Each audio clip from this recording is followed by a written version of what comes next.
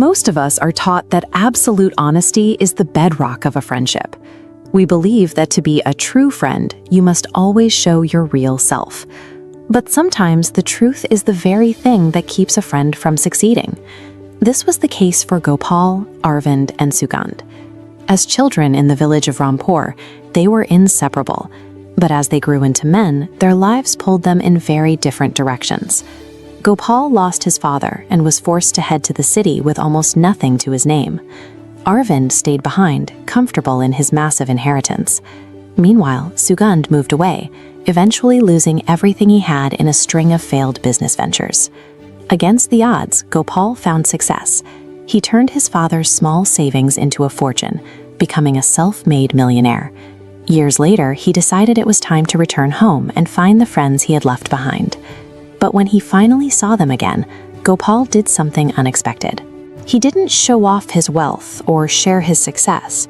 Instead, he told two massive, completely contradictory lies to the people he cared about most. Why would a loyal friend choose to hide his true self? As it turns out, Gopal understood something about his friends that the truth alone couldn't fix. When Gopal found Sugandh, there were no mango trees or laughter. Sugandh was living in a crumbling house surrounded by parched land. His business had collapsed, and his pride had gone with it. Sugandh was drowning in shame. To him, seeing Gopal's success would have felt like a final confirmation of his own failure. Gopal saw this and immediately changed his story. He told Sugandh that his own business was a disaster, that he was buried under debt and on the verge of losing everything. He then handed Sugandh 10,000 rupees, but he didn't call it a gift. He told Sugandh it was a desperate investment, that he needed Sugandh to build a new business just so they could both survive the coming ruin. Gopal, a millionaire, had just handed over a lifeline by pretending he was the one who needed saving. The visit to Arvind was the exact opposite. Gopal arrived to find a man comfortably settled into a life of unearned luxury, surrounded by servants and fine silks. Arvind was full of himself. He spent the afternoon bragging about his diamond business and his family's status, clearly looking down on the struggling friend he thought Gopal still was. This time, Gopal told a different lie. He claimed he was vastly wealthier than Arvind, that his own business acumen and luck had made him a titan of industry far beyond anything Arvind had inherited. Gopal's wife Gauri watched these two encounters in confusion. She had seen her husband play the part of a bankrupt beggar and a billionaire king in the same week. Later, she confronted him. She couldn't understand why he would lower his status for one friend, but inflate it for the other. To Gauri, these lies felt like a betrayal of their friendship. But Gopal knew that the truth would have only kept his friends exactly where they were. Gopal realized that his friends were stuck in two different cycles. To get them moving again, he had to speak to the specific obstacle holding each of them back. For Sugandh, the obstacle was shame. If Gopal had been honest about his wealth, the truth would have been a weight that kept him at the bottom. By lying about being in debt, Gopal turned a handout into a partnership. He made Sugandh feel like a peer again, giving him the drive to work his way back to the top. Arvind's obstacle was the opposite. He was too comfortable. He was coasting on his family's name. By exaggerating his own success, Gopal gave Arvind a reason to compete. He replaced Arvind's satisfaction with a new target, pushing him to actually grow the business he had been neglecting. The results spoke for themselves. Sugandh, no longer paralyzed by embarrassment, rebuilt his life and eventually paid back every rupee Gopal had given him. And Arvind, spurred by the idea that his friend surpassed him, stopped resting on his inheritance and turned his diamond business into a real empire. Real friendship isn't always about being a mirror that reflects the cold, hard truth. Sometimes it's about knowing exactly what someone needs to hear to find their own strength. The clock strikes 0, the pencil drops, and that final textbook slams shut. The exams are finally over. Instantly, months of intense academic pressure vanish, leaving behind a massive psychological vacuum. It's incredibly tempting to fill that empty space with a single intoxicating assumption that the end of homework means the end of every other personal limit. For our group of students, the immediate reaction is to empty their pockets, pool their cash, and launch into an unrestrained, eat-everything-in-sight celebration on the walk home. But we have to ask, does this total abandonment of structure actually lead to freedom? Or is it a psychological trap that ends up sabotaging the entire break? This is where the vacation trap sets in. It's the misguided belief that the only way to maximize your hard-earned fun is to act as if your physical body has no consequences. The group dives right in, overloading on deep-fried samosas and extra spicy momos and ice-cold sugar treats, all consumed in minutes. This chart shows the energy levels immediately following that binge. Downing that much junk food triggers an extreme vertical spike in blood sugar and dopamine. For a few minutes, it creates a powerful illusion of limitless energy. But that intense physiological high only lasts for a moment, while the summer vacation itself stretches out for 60 full days. The human body can't sustain a 2-month marathon of free time when it's fueled entirely by a 10-minute chemical rush of sugar and grease. By evening, the euphoria collapses. Chinky ends up incapacitated in her room, clutching her stomach in severe pain. This diagram illustrates what's happening internally. The digestive system is completely overwhelmed. It's trying to simultaneously process the jagged spikes of the spice, the freezing shock of the ice, and the heavy blocks of fryer grease. The system simply jams up. The cost of this afternoon binge is immediate. Before the vacation has even truly begun, they've lost their very first full day to illness and bed rest. Ignoring your body's physical constraints in the name of celebration directly destroys your capacity to actually celebrate. The next day, the friends gather at Chinky's house. Seeing her still recovering prompts the group to collectively rethink how they're handling their time off. This loop illustrates their cycle. Uncontrolled indulgence leads to a physical crash, resulting in lost vacation time. That frustration eventually feeds right back into another round of indulgence. To escape this loop, they must change their perspective. Instead of cramming all fun into the first hour of freedom, they need to stretch it out into a scalable plan covering the entire 60 days. They realize that lasting freedom requires consistent physical energy, and you can only build that kind of stamina on a foundation of actual health. Avoiding the bust phase of the cycle means they have to actively organize their days rather than just winging it. The group lands on a way to organize their vacation that protects their energy, focusing on 3 specific shifts in their daily routine. The first shift involves their fuel. They decide to swap the daily junk food marathons for consistent, nutritious options, like fresh fruits and homemade snacks. Next, they reclassified how they handled the heavy stuff. As this calendar shows, they now prioritize health for 6 days of the week and reserve just 1 day for those high-sugar, deep-fried treats. Finally, they committed to staying in motion. Instead of sitting around, they focus on burning off energy through daily physical routines, like morning cricket matches and weekly badminton tournaments. These 3 shifts work together to replace those sudden, exhausting sugar crashes with a baseline of continuous, reliable stamina. Fast forward 1 week. Chinky is fully recovered, and the whole group is out in the park, thriving on their homemade snacks and lemonade. This version of the group is a world away from the one we saw on that first evening. Instead of being sidelined by the bust, they have the physical stamina to stay in the game as long as they want.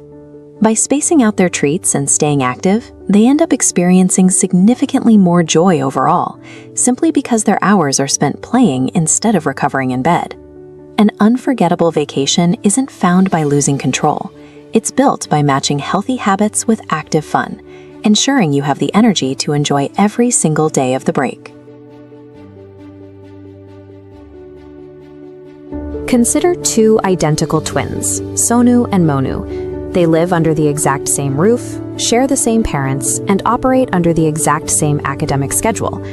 Right now, both brothers are facing an identical deadline, a Hindi test on Monday morning, followed by a major English project due 2 days later. But the similarities end the moment Sunday morning begins. Sonu wakes up early, washes up, and immediately sits on the couch to begin studying for his Hindi test. Monu also wakes up early, but instead of preparing, he heads straight outside to play cricket with his friends, returning home drenched in sweat and asking for breakfast. Monu views his Sunday much differently than his brother. When his mother asks him to study, he brushes it off as an unfair demand on his only day of rest, insisting that because the sun is still up, he has plenty of time to get to his work later. We often assume that starting with the exact same advantages will yield the same results.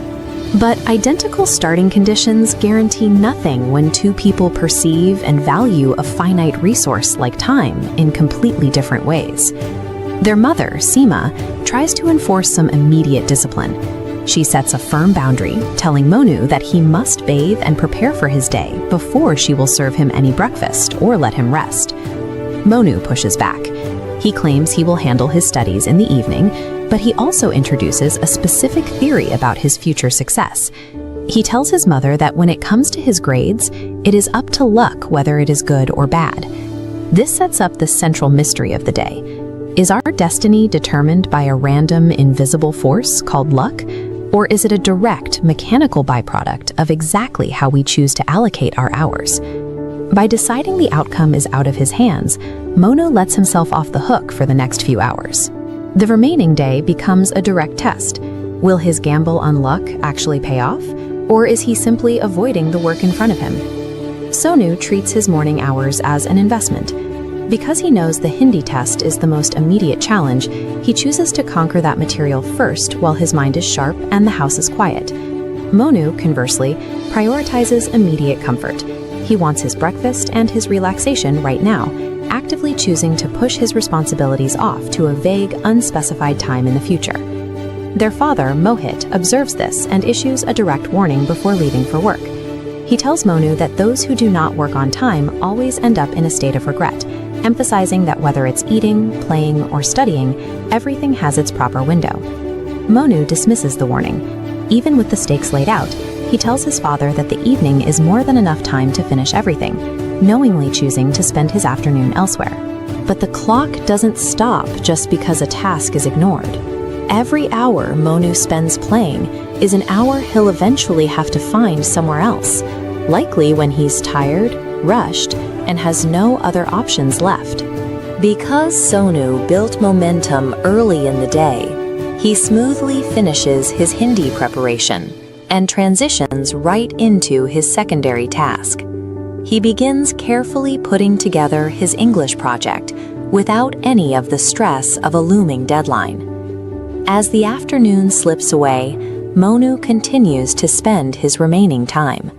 Instead of catching up, he sits passively watching television, and when his friends come to the door, he happily abandons the house to go play outside again. Believing you have the whole day is a dangerous trap. Time spent in the present doesn't just disappear, it permanently removes flexibility from the future. The window to act is closing, whether Monu acknowledges it or not. This is the visual evidence of a day well spent. When Mohit returns home that evening, he finds Sonu calm and prepared. The Hindi material is memorized, and his English project is fully completed and intricately decorated, resting neatly on his desk. Then Monu walks through the door. He is exhausted, covered in dirt, and still holding his cricket bat. The entire day has passed, and he has made no progress on the project or the test. The contrast between the brothers is now impossible to ignore. Sonu is at peace and ready for the week. Monu, however, is hit with a sudden wave of anxiety as his father starts asking questions, and the reality of the situation sets in. The evening hours don't offer a magic escape. They merely act as a mirror, exposing the reality of the choices made since the sun came up. The outcome of Monday's test is written clearly on these two papers. One is pristine, carrying high marks earned through Sonu's early start. The other is a sea of red ink, reflecting a Sunday spent elsewhere. The failure results in a chain reaction of consequences. Monu faces a public reprimand from his teacher at school, followed by heavy criticism from both his mother and his father when he finally brings the grades home. Confronted with the evidence, Monu defaults to his original defense. Rather than acknowledging his own decisions, he tells his father, "What should I do? My luck is going bad." Blaming luck is a convenient way to avoid taking responsibility. By pointing to a mysterious external force, a person can pretend they had no role in the result, even when the path to that result was paved by their own choices. Mohit speaks to his son with patience, stripping away the excuse. He points to Sonu's success, explaining that it had nothing to do with chance. Both boys were giving the same hours. One used them, and the other threw them away. This is the real lesson. Luck is not a force that strikes at random. It is something we build ourselves by preparing for the moments that matter. In this moment, the defensive excuses fall away. Monu stops looking for outside factors to blame and finally sees the direct connection between his choices on Sunday and his failure on Monday. True success isn't found in waiting for a lucky break. We start creating our own luck the moment we choose to master the time we've been given.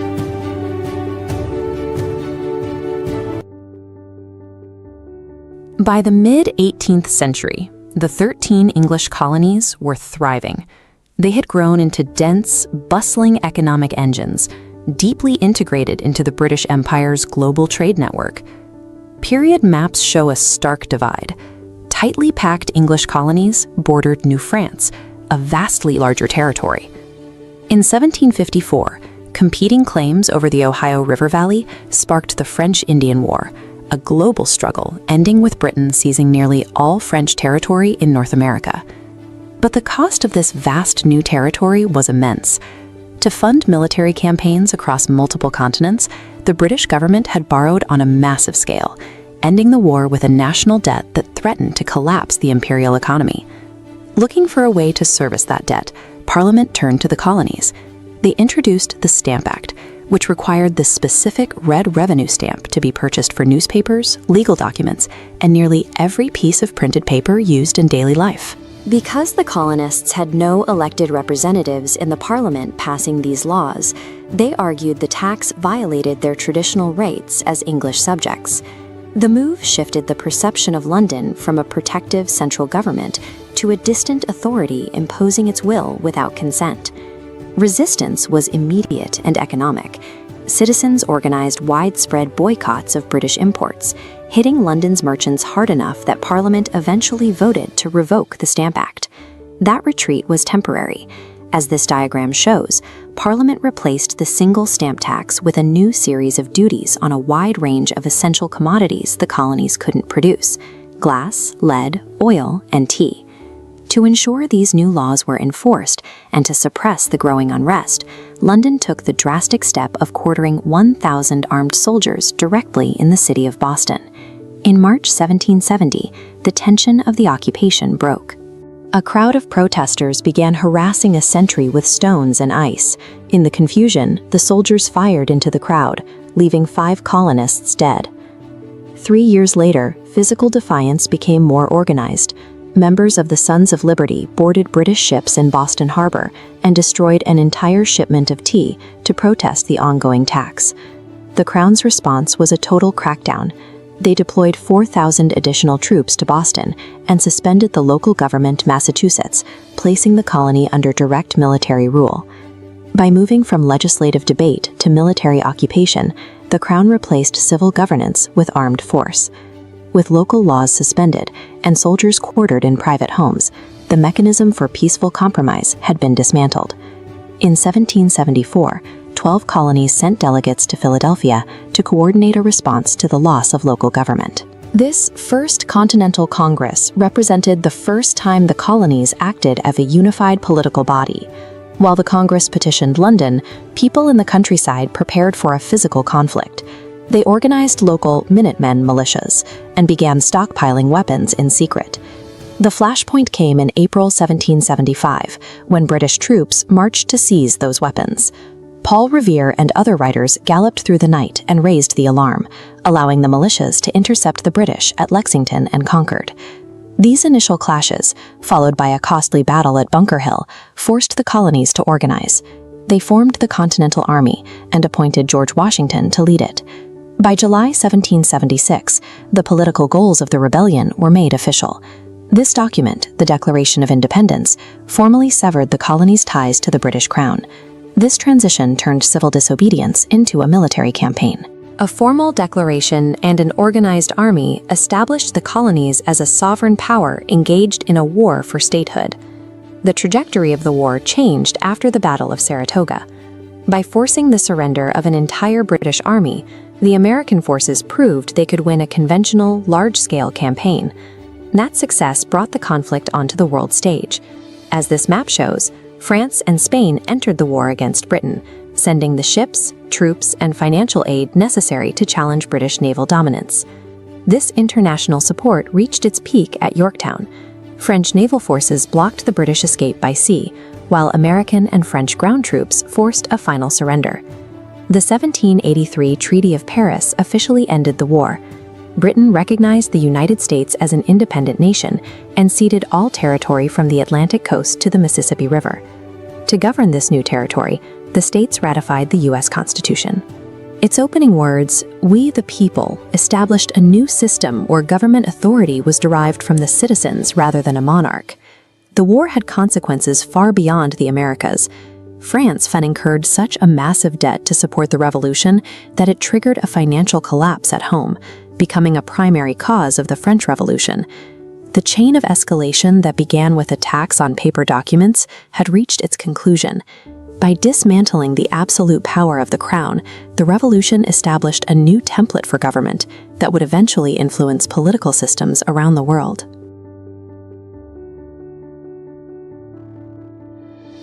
For a young man like Ravi, failing the 10th grade was more than an academic setback. It was a crisis of survival. His family was already teetering on the edge, with a father confined to a sickbed and no financial reserves to pay for his essential medicine. In his village, poverty was treated as a character flaw. Neighbors and even his parents viewed his failure as proof of a fundamental laziness, assuming his only possible path forward was manual labor in the fields, while the community looked on with pity and mockery. The psychological weight of being a disappointment eventually reached a breaking point. To stop being a burden, Ravi packed 2 sets of clothes into a torn bag and left for the city, choosing the uncertainty of the urban grind over the constant judgment of his home. He entered the urban economy at the lowest possible rung. Needing a job even more than he needed food, he secured a role at a delivery company, a position that required him to spend his days and nights navigating the city on foot just to cover his most basic survival needs. This environment creates a reactive cycle. When every ounce of energy is spent on securing the next meal, there is no mental or physical room left to plan for a better future. Survival becomes the only available goal. The physical toll of this labor became clear during a torrential downpour. Ravi was forced to run to meet a deadline, but he lost his footing on the slick pavement, crashing down and potentially ruining the food. This minor accident triggered a disproportionate confrontation. His bike had left a small scratch on an expensive vehicle, and the owner reacted with immediate aggression, viewing Ravi's mistake as a personal affront to his status. The encounter highlighted a brutal power dynamic. After the car owner physically struck Ravi and mocked his low status, Ravi was left to realize that a single mistake in the city could cost him more than he would ever earn. This confrontation, combined with a customer's threat of a career-ending rating, caused Ravi to collapse under the pressure. He quit his job and returned to his village, fully accepting the idea that he was good for nothing and incapable of making a life for himself. Public humiliation functions as a barrier to entry. When the system punishes effort with physical and verbal abuse, it convinces those at the bottom that moving upward is a structural impossibility. Back in the village, Ravi's mother refused to accept his defeat. She challenged his perspective, arguing that if society was measuring his worth incorrectly, it was his responsibility to build something so significant that they were forced to change their metric. To give him a real chance, she performed a total liquidation of the family's only asset. She handed him a small bundle containing a gold chain she had been saving specifically for his sister's future wedding. Ravi hesitated, knowing the gold could be used for his father's immediate medical needs. He felt the weight of the trade-off. He was being asked to gamble his sister's future and his father's health on a business idea that didn't even exist yet. But his family chose to invest in his potential rather than their own comfort. His father refused to spend the gold on his illness, and his sister insisted he take it, forcing him to accept the capital as a mandate to succeed. This injection of trust served as more than just money. It shifted Ravi's internal identity from person who was merely surviving to a person who was now accountable for his family's entire future. Ravi used the funds to secure a small room in the city, setting up a cloud kitchen named Vishwas, the word for trust. By operating without a storefront, he funneled every rupee into the quality of the ingredients. The early days required total physical commitment. He worked alone in a cramped, sweltering kitchen, often cooking until 2 in the morning to refine his recipes, despite having no orders. He realized that city workers didn't just need calories, they needed the specific, comforting flavors of home. He built his menu around that empathy, ensuring his shahi paneer and chutney tasted like a mother's cooking, rather than a factory product. The business remained small until a high-traffic food vlogger ordered. This graph maps the shift. Stagnant, low-volume orders abruptly interrupted by a single review. That review functioned as a digital catalyst, instantly broadcasting his reputation and converting a viral moment into a massive order surge. This is the mechanic of modern scale. While Ravi provided the consistent operational effort, the digital platform allowed him to bypass years of traditional marketing, transforming his manual labor into a citywide brand overnight. The growth of Vishwas Kitchen allowed Ravi to retire his mother from domestic labor and move his father into professional medical care. He had successfully converted a single piece of jewelry into long-term financial security for his entire household. Over the next few years, Ravi scaled the business from a one-room operation into a recognized culinary leader. This period of sustained growth eventually led him to the Shikari Zaika Awards stage, where he was recognized as one of the city's top entrepreneurs.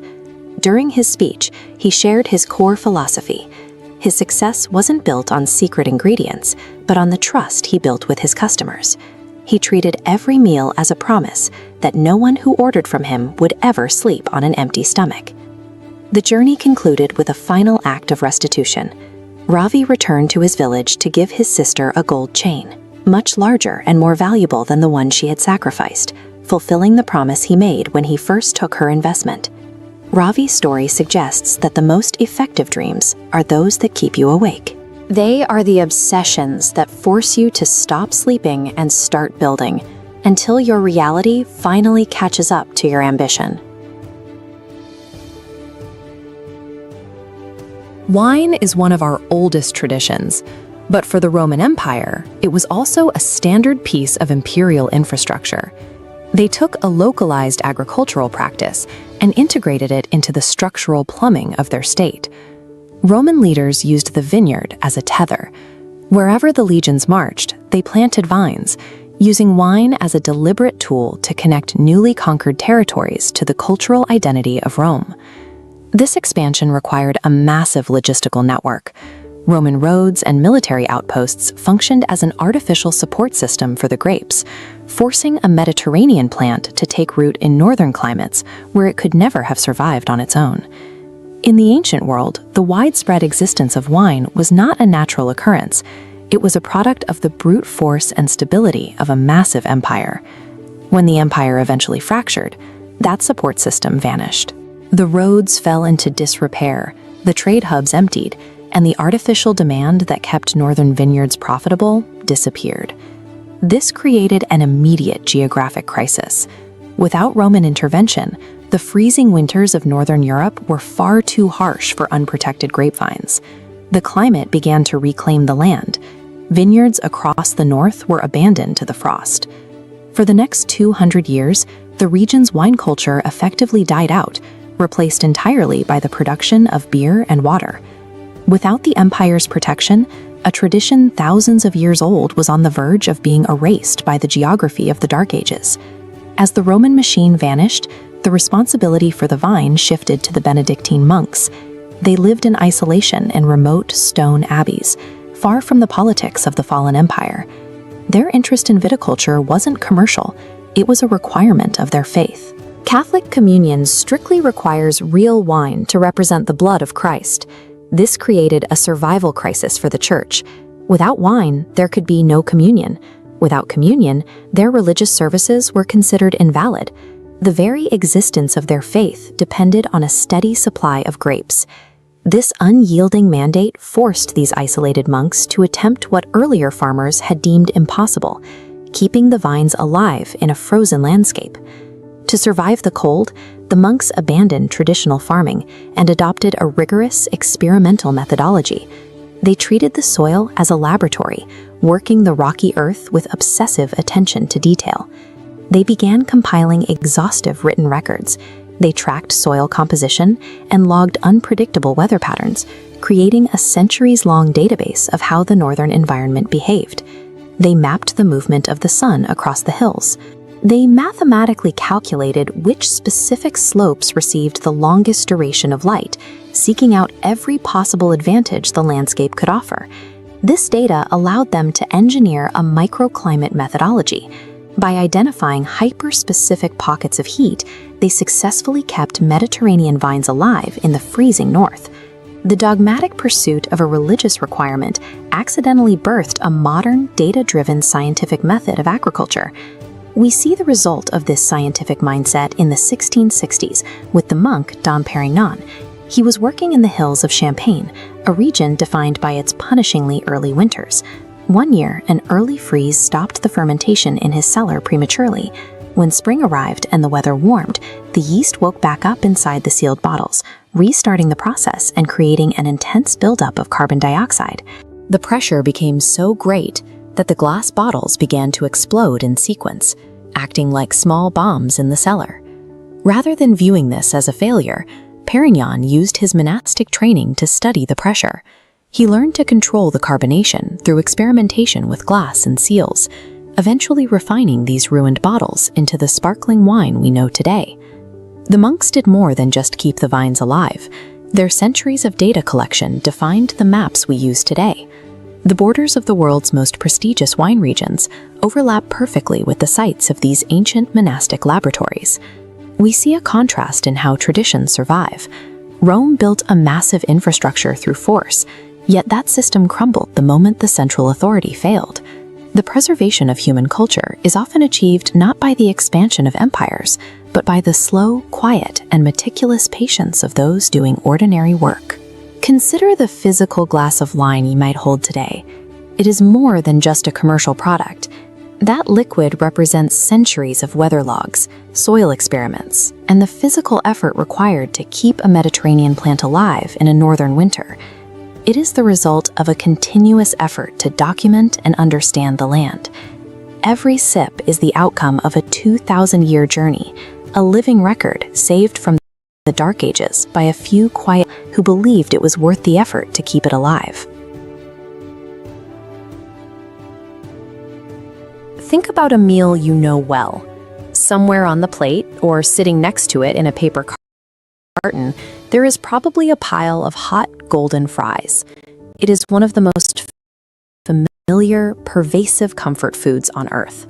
But this simple root has a heavy past. It fueled European armies, sparked massive population booms, and starved 1 million people to death. To find its real starting line, we have to travel 10,000 years back, up into the thin, freezing South American Andes. This cropped from a rocky, frozen vacuum, forcing early humans to radically adapt to an environment where agriculture withered. Farming at 14,000 is punishing physical labor. The Quechua and Inca worked these steep, dark slopes where common crops failed. Wild Andean potatoes were saturated with a bitter, lethal poison. Making them safe for consumption required thousands of years of human intervention. They solved this with a brutal physical process. They left the roots out to freeze in the night air, walked on them in the morning, and baked them in the blinding sun to remove toxins. They called the result chuño, a stable food that could last for 15 years. But their true survival strategy was biological. These early farmers cultivated thousands of distinct, colorful varieties across multiple elevations. If a frost or a pest killed one variety, another lived. The Inca treated genetic diversity as a mandatory defense against the mountain's unpredictability. When Spanish ships eventually carried this root back across the Atlantic, Europe initially rejected it.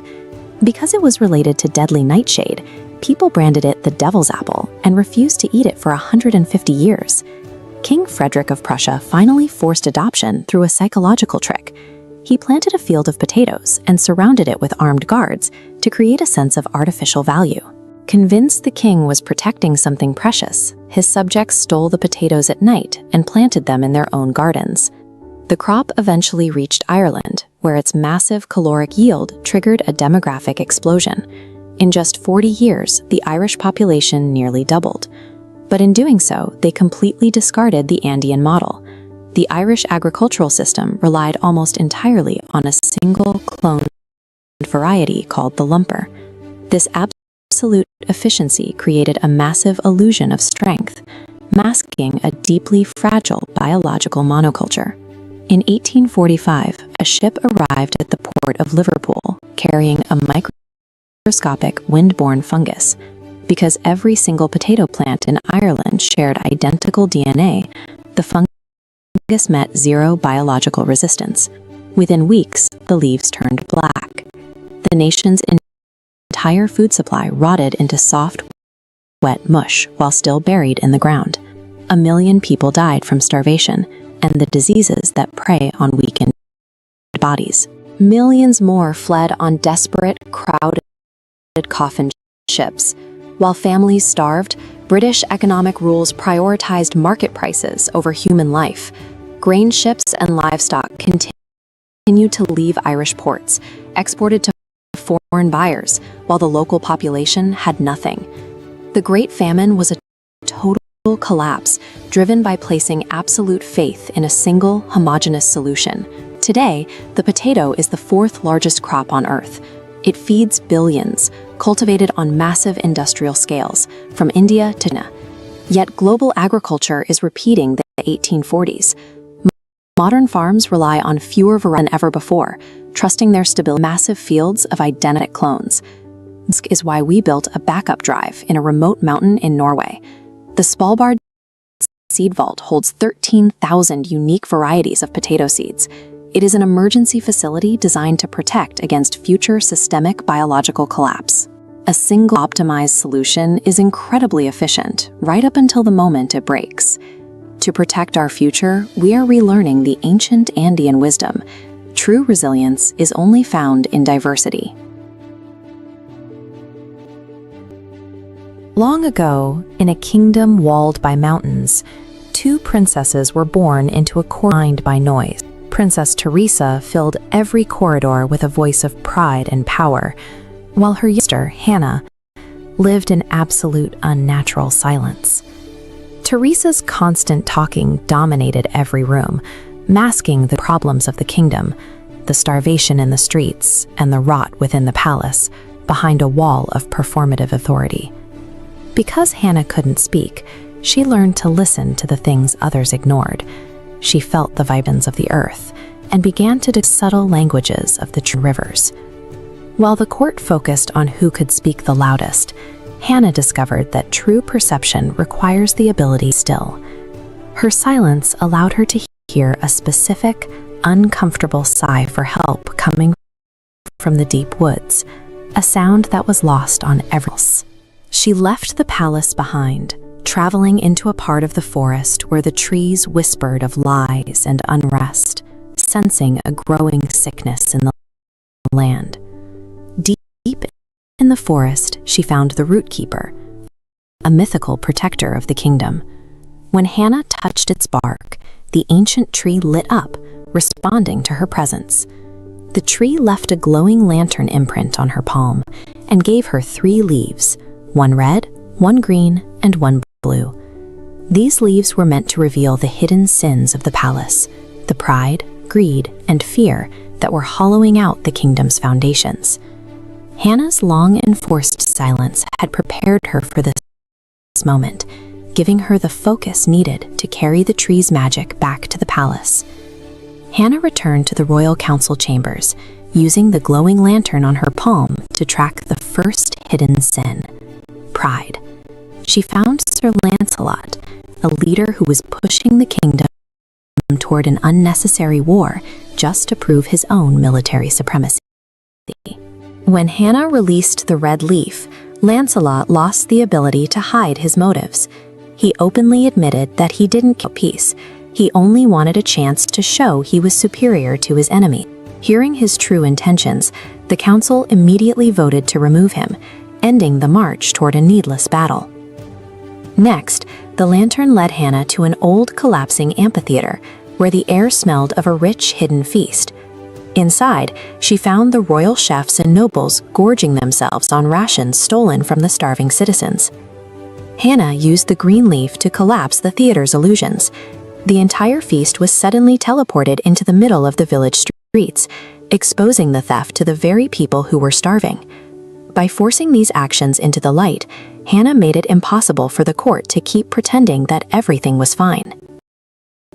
The queen was horrified to see the corruption that had flourished during her reign, but Hannah's lantern indicated one final sin remained. This wasn't a sin of sin, but a sin of silence, the fear that lived within the council itself. The blue leaf revealed that the advisors knew but were too afraid of the queen's temper to speak up and stop it. This shows the of that fear. When a ruler punishes the advisors fighting the truth. Silence creates a gap where can grow, and the person at the top. The kingdom had nearly collapsed because the people responsible for its safety were more worried about their own ranks than their duty. With the palace's secrets exposed, the royal court followed Hannah back to the rootkeeper tree in the forest. For the first time in her life, Teresa stopped talking. In that, she finally heard what her sister had heard all along, the voice of the wind and the needs of the Realizing that Hannah had seen the truth when everyone else was blind, the king and queen offered her the crown, believing she was the only one fit to lead. Hannah refused the throne. Instead, she chose to guide Teresa, ensuring that the new reign would be built on honesty rather than noise. Hannah remained the kingdom's silent guardian, walking the shadows to ensure voices of the people would be heard. The kingdom found its balance when it learned that power required the voice to lead and the silence to listen. Across the country, residents are waking up terrifying day. Inside their securely locked vehicles sits a sinister wooden doll, known as the Gift. These appearances seem to defy physics. No signs of forced entry found. Car alarms were completely silent, and when investigators checked the security cameras pointed directly at us, the footage shows an empty street, suggesting the dolls simply manifested out of thin air. Faced with an invisible intruder, panic has set in. News networks and social media feeds are amplifying the claims, convincing the public that a dark magical energy is plunging the world into chaos. But every illusion has a friction point where it meets reality. To find the truth, we have to look past the headlines, apply a grounded analytic work to the physics, break possible crime requiring the environment for a physics. Magic is used as a cover for a very human error that the perpetrator couldn't hide. During a meticulous inspection of one of the targeted vehicles, investigators find a fresh, physical scratch carved into the car's exterior paint. Damage the owner admits occurred after grazing a sidewalk pole the night before. The owner is certain the scratch was there when the car was parked, but the official record tells a different story. When we review the supposedly unedited security tape from the time of the break-in, the car's exterior is completely pristine. The fresh scratch is missing from the footage. This physical contradiction proves the digital record is a fabrication. The camera didn't fail to see an intruder. It was actively manipulated to show a past reality where the scratch and the thief didn't exist.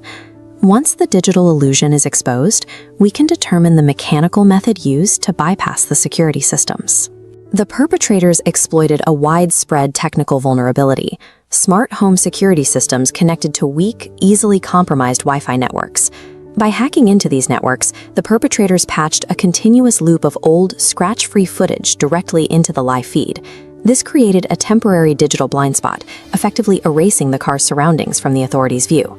During this window of invisibility, human car thieves used standard tools to manually bypass the physical locks on the vehicles. They placed the dolls on the seats and vanished before the hackers restored the live camera feed, making the intrusion look instantaneous and impossible. Locked room mysteries of this scale are rarely the work of the occult. They are the result of a carefully timed synchronization between digital manipulation and physical trespassing. The focus now turns to the victims. Analyzing why specific individuals were chosen reveals the logic behind the entire operation. The crime was facilitated by a sophisticated misuse of data privacy. Each victim shared a specific digital profile that made them vulnerable to this exact type of psychological warfare. The perpetrators scraped personal browsing data to find users who frequently researched occult topics, deep conspiracy theories, and end-of-world predictions. By placing a sinister doll in the cars of people who already believe in supernatural darkness, the criminals ensured their targets would bypass logic and succumb to immediate, localized panic. Once the target is convinced of a curse, they begin to attribute normal daily mishaps, like a small kitchen fire or minor injury, to the doll's influence. The perpetrators weaponized the pre-existing fears of a meticulously selected to ensure their possible event had maximum psychological impact. The final investigation follows the money to find who benefits from this manufactured state of emergency. Every element of this operation, from the hackers to the thieves, requires significant funding. That investment is only logical if there is a massive financial return waiting at the end of the panic. While the public looked for spiritual answers, the merchant behind the scam deployed targeted digital advertisements for return talismans, offering the victims a way to send their manufactured bad luck away. By hitting 10 cities simultaneously and directing ads only to those who received the dolls, the operation achieved a staggering scale. This focused business model allowed the scammer to sell over 1 million talismans in just 2 weeks without ever attracting the scrutiny of the national media. This manufactured chaos served as a high-conversion acquisition funnel for a lucrative protection racket. Tracing the talisman sales back to their manufacturing source allowed the authorities to apprehend the merchant and dismantle the entire organization. The truth emerged by spotting the anomaly on the car, exposing the Wi-Fi hack, and following the data trails that linked the victims to the merchant's bank account. Solving an anomaly like this requires ignoring mass media hysteria and filtering for the raw facts that exist beneath the noise. When subjected to a rigorous, grounded analysis, the supernatural evaporates, because no matter how impossible a mystery seems, the truth is always a matter of logic. You know the feeling. It's midnight and you're suddenly struck by the urge to completely turn your life around. You plan to wake up early, hit the gym, and finally crush that to-do list. Then morning actually arrives. The alarm goes off, and that hyper-motivated planner from last night is completely gone. Instead, you're exhausted, avoiding your tasks and hitting snooze for the 3rd time. Almost immediately, the internal attacks begin. You call yourself lazy. You decide you lack discipline, or that there is simply something broken in how you operate. Now, picture a best friend coming to you with the exact same struggle. You would never look them in the eye and call them lazy or worthless. You tell them to take a breath, regroup, and try again. We hand out empathy to the people around us effortlessly, but the second we fall short, we default to the most brutal judgment possible. This pattern suggests that your struggle with consistency has less to do with willpower and more to do with your self-perception. This toxic internal dialogue convinces you that you simply aren't a person worth the investment. To understand why we do this, we have to look at how our minds actually perceive time. We assume we are one continuous personality, but in reality, you are a collection of shifting versions of yourself, evolving slightly every single day. This causes friction because of an evolutionary glitch called future discounting. Our brains are hardwired for immediate survival, which means they naturally prioritize a guaranteed instant reward over a hypothetical long-term benefit. This diagram shows how that bias skews our logic. On one path, you have a small, immediate payoff, like scrolling on your phone right now in a warm bed. On the other path, far in the distance, is a much larger but dimly lit reward, like feeling rested and productive tomorrow. Your brain instinctively grabs the immediate glow. Neurologically, your brain actually processes tomorrow you as a completely different person. When you think about the version of you that exists in the future, the neural networks that light up are the exact same ones you use to think about a stranger on the street. Expecting rigid discipline from yourself is a losing battle when your biological wiring prevents you from feeling any natural connection to the person who actually gets the reward. When you combine that biological disconnect with the harsh criticism we talked about earlier, the behavior makes perfect sense. Curious, slightly challenging tone. If your brain naturally views your future self as a stranger, why would you endure discomfort or sacrifice for a stranger you actively resent? Think about the sacrifices we gladly make for the people we love. We ensure our pets are fed, help our families out of jams, and we cover for our friends, strictly because we value them. But if you constantly tell yourself that you are lazy and worthless, you strip away that value. You subconsciously withhold basic care from tomorrow's version of you, leaving them to deal with your procrastination and mess. Self-sabotage acts as the inevitable byproduct of this internal hostility. You are essentially withholding support from a person you've learned to treat like an enemy. Real consistency doesn't look like a solo, unbroken marathon of perfection. That is an impossible standard designed to make you fail. Instead, think of your life as a team relay race. The version of you waking up tomorrow is the next runner in line, waiting for you to hand off the baton. This graphic illustrates a much better approach. Notice how the progress bar doesn't have to reach the end all at once. It just moves forward a fraction and locks in at a checkpoint. If you treat your tasks like video game save points, you prevent tomorrow's runner from starting at zero. If you're too exhausted to clean the entire house, just clear one single counter. If a full workout is out of the question, go for a 10-minute walk and save your progress. The next morning, tomorrow's version of you spawns in at checkpoint. They get to build on yesterday's momentum instead of cleaning up yesterday's mess. These tiny efforts aren't about forcing yourself to be perfect. They are small, necessary acts of kindness designed to spare your future self from waking up to chaos. Building durable habits requires repairing the core relationship you have with yourself.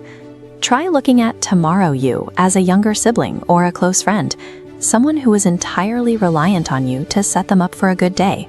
You are simply handing off the tools they need to succeed, ensuring the person taking over next has a slightly easier path than you did. Replacing that reflexive criticism with self-compassion lowers the barrier to starting. Instead of fighting against your own judgment, you begin to work alongside your future self. Valuing the person you are becoming makes the persistence required for consistency feel less like a grueling grind. It reframes each habit as a manageable, daily act of support for the version of you that follows.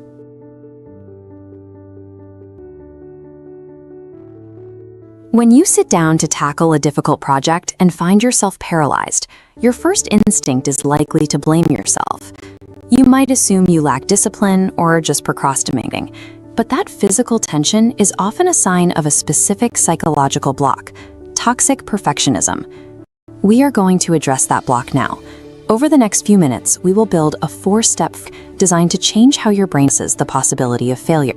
Step 1. Gather your materials. You need a pen and a blank piece of paper. As you get those, identify one specific task you are currently avoiding or stalled on. Hold that exact task in your mind. Keeping a fear locked inside allows it to remain abstract and overwhelming.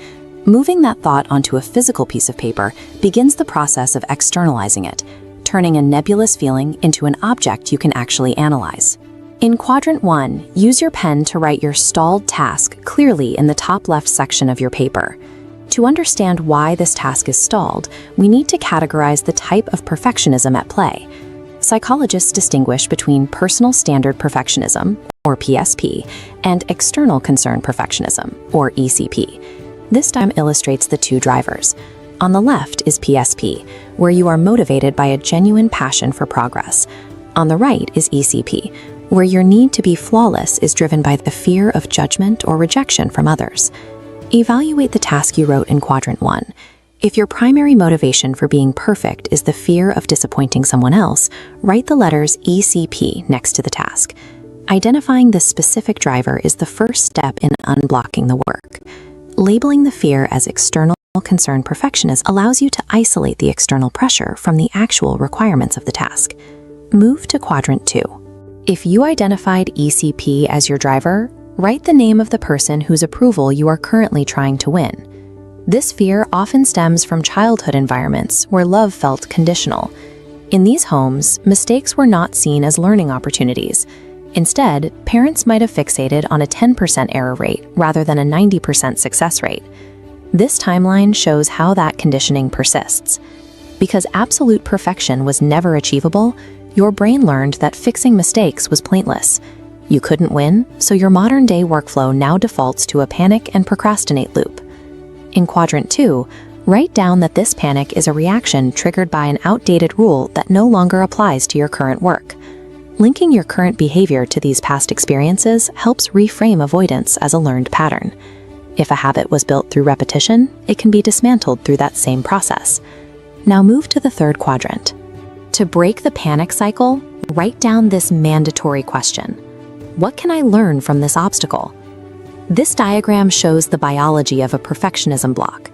When you encounter a mistake, the medial frontal gyrus, highlighted here in red, senses failure. To protect you from that discomfort, the MFG acts as a circuit breaker, shutting down your cognitive control. When you respond to a setback with self-criticism, you intensify this shutdown, effectively locking yourself out of your own problem-solving abilities. Physically pausing to read the question in Quadrant 3 forces the MFG to slow down. This provides the mental space needed for your brain to transition out of a state of panic. This pause allows the anterior cingulate cortex, the green region here, to take over. This is your brain's logical error detection system, which processes mistakes calmly. Pay attention to your internal state as you focus on that question. You will know the process is working when the feeling of guilt begins to subside and you start identifying actionable solutions. The shift away from a perfectionism block happens when you intentionally move your cognitive processing from the panic-driven MFG to the analytical ACC. Direct your attention to the final quadrant. Write down this guiding principle. My standards first, external feedback second. Perfectionism exists on a spectrum. Personal standards and external concerns interact. This creates 4 distinct combinations that shape your motivation. It is important not to overcorrect. Moving into the lone wolf quadrant, where you ignore all external feedback, can lead to failure in professional markets or personal relationships. The goal is the top right quadrant. This is where you set high personal expectations to generate internal drive, while strategically using external feedback to refine the final result. In your final quadrant, write down 1 personal standard you refuse to compromise on, and 1 piece of external feedback you are willing to consider for this specific task. External feedback is a navigational tool. It allows you to adjust your trajectory without it becoming the metric for your inherent worth. Look at your completed worksheet. By externalizing the problem, tracing its origin, and engaging your brain's logical processing system, you have dismantled the psychological block holding this task in place. It is normal to still care about the opinions of others.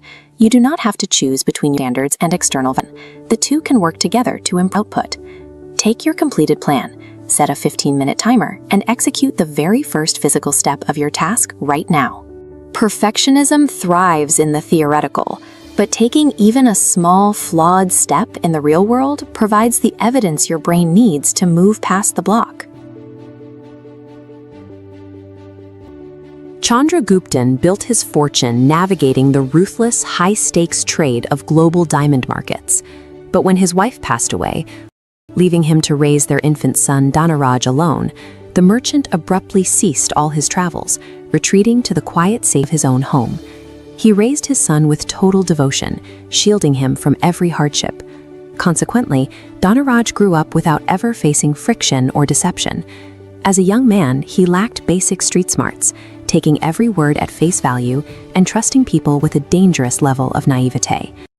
When Guptan eventually fell fatally ill, his protective bubble burst. On his deathbed, he left his son a meager inheritance, a small pouch containing exactly 10 diamonds, the services of a servant named Ajay, and instructions to seek out an old friend, a merchant named Shiva Gupta, for a business partnership.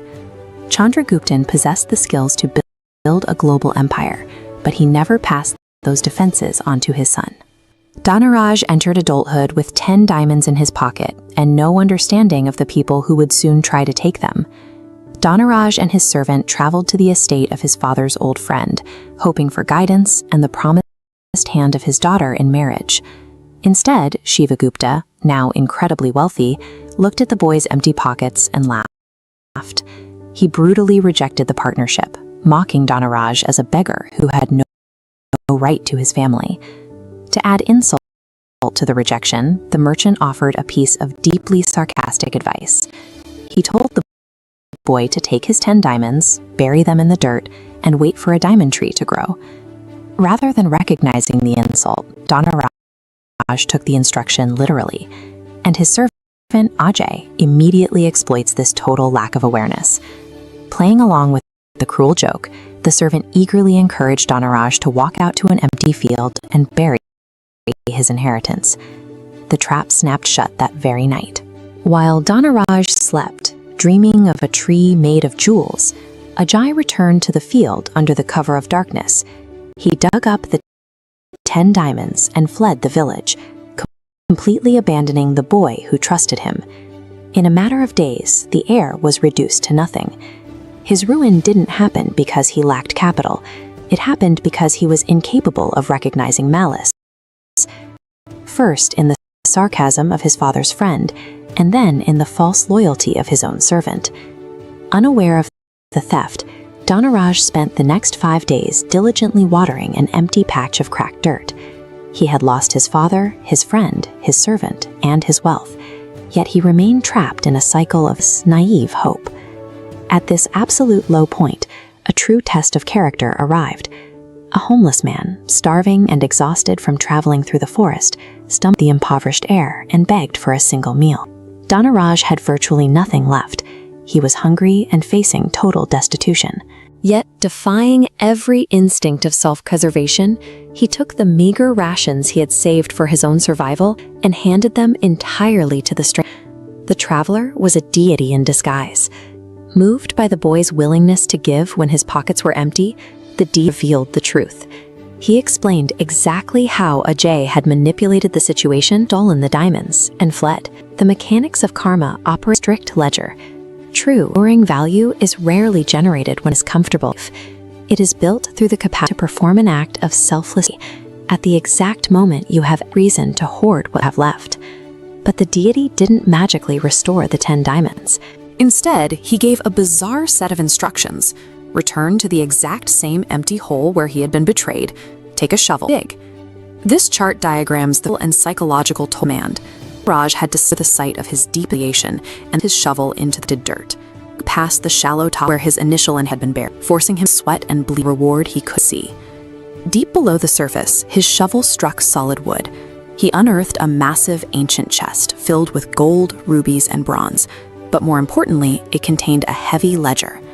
This book meticulously documented the exact mechanics of valuing, buying, and selling precious stones. Dhanaraj spent months studying the ledger, internalizing the complex pricing formulas and trade routes his father had never taught him. This earned knowledge became a practical shield, replacing his old gullibility with professional expertise. The grueling physical labor of excavating that chest marked a permanent transition. The naive, dependent heir died in that dirt. In his place stood a capable, self-reliant patriarch who actually understood the value of his own wealth. Dhanaraj established a reputation for absolute accuracy, using the ledger's precise grading systems to offer a level of transparency his editors lacked. His business grew rapidly, fueled by a market that finally had a merchant they could verify. Meanwhile, the servant Ajay was caught in his own karmic trap. He possessed 10 highly valuable diamonds, but every buyer he approached took one look at his ragged clothes and immediately assumed he was a thief. He couldn't liquidate a single stone. Desperate and starving, Ajay wandered into the city's finest jewelry shop to beg for a job, only to find Dhanaraj sitting behind the counter. The servant dropped to his knees, returned the 10 stolen diamonds, and pleaded for mercy, promising lifelong loyalty. Dhanaraj collected his father's stones, handed the man a small amount of cash to survive, and banished him permanently. He refused to re-employ or trust a traitor who had willingly aided a child's vulnerability. That wasn't the only debt.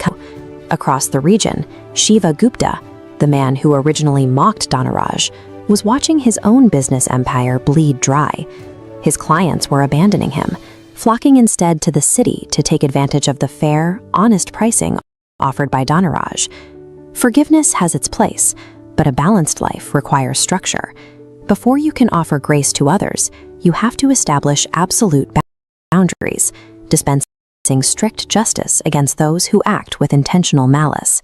The final audit arrived when a broken Shiva Gupta walked into Dhanaraj's shop. Deeply ashamed of his past arrogance, folded his hands, apologized for insulting the boy's father, and offered his entire estate and his daughter's hand in marriage to make amends. Unlike the traitorous servant, Shiva Gupta had acted out of error, not deception. Recognizing the difference, Dhanaraj accepted the apology. He married the daughter, merging their two empires without a vengeance. His new legacy, Dhanaraj returned to the village and established a massive, permanent charity in his father's name. He invited the disguised deity to the wedding and ensured that no hungry traveler would ever be turned away from his doors again. True prosperity is never inherited, it is engineered. You build it by surviving betrayal, answering poverty with selfless charity, and neutralizing enemies with absolute grace. We're taught from a young age that if you put your head down and work hard, you will eventually see the fruits of your labor. But that relies on a massive underlying assumption that the system you're working in actually plays by the rules. Take a look at Satya. He owns 40 acres of completely unmaintained land, and he needs someone to do the heavy lifting to turn it into a profitable mango farm. Enter Mangaya, a local laborer known for his honest, grueling work. Satya makes a straightforward verbal offer. If Mangaya can successfully cultivate all 40 acres and bring the trees out, Satya will give him 4 acres of land as a permanent reward. Mangaya's son, Ramu, is immediately skeptical. He points out the obvious risk. A rich man's verbal promise is completely unenforceable. Without a written contract, they have zero leverage if the landowner decides to change his mind. But Mangaya brushes off the warning. He trusts the established village hierarchy and believes that Satya's reputation, combined with the undeniable physical value of his upcoming labor, will be enough to guarantee his payment. At this stage, Mangaya has committed years of his life based entirely on a handshake. He is operating on the belief that hard work is its own security, while the 40 acres he is about to transform remain under Satya's sole legal control. Fast forward 4 years, and the physical reality of Mangaya's effort is undeniable. He lived in a tiny hut on the property, watering and tending to the soil, turning a dusty, empty expanse into a massive orchard heavy with ripe fruit. When Satya returns to inspect the property, he doesn't feel gratitude. Seeing 40 acres of highly profitable, ready-to-sell mangoes immediately triggers a change in his plans. He has no interest in parting with any portion of his newly cultivated estate, so he leans on a technicality. The verbal agreement stated he would give Mangaya 4 acres of land, but Satya points out that he never explicitly promised 4 acres of the mango farm. Satya leads Mangaya to a completely separate, entirely barren plot of dry dirt. He formally hands this useless patch over, satisfying the exact phrasing of his word while keeping the entirety of the worker's equity for himself. Without structural leverage or a legally binding document, the physical value generated by sweat and time is instantly captured by the entity who controls the rules of the game. Ramu sees his father ruined and realizes that appealing to a greedy man's sense of ethics is a waste of time. Instead, he decides to weaponize Satya's own psychological flaws against him. Ramu acquires a priest's costume, disguising himself as a mystical Guruji. Meanwhile, he enlists 2 friends to stand near Satya's house and loudly whisper rumors about this Guruji's ability to locate buried gold. This specific type of bait is calibrated for Satya's profile. A man who steals labor to get ahead is naturally drawn to the idea of securing massive wealth without having to put in the actual time or effort to build it. Satya eagerly tracks down the Guruji and begs for his secret knowledge. Ramu plays his part, eventually leading the landowner out into the fields and pointing straight at the barren dirt plot Satya just handed to Mangaya, claiming a vast treasure lies beneath it. This chart compares physical labor and gain.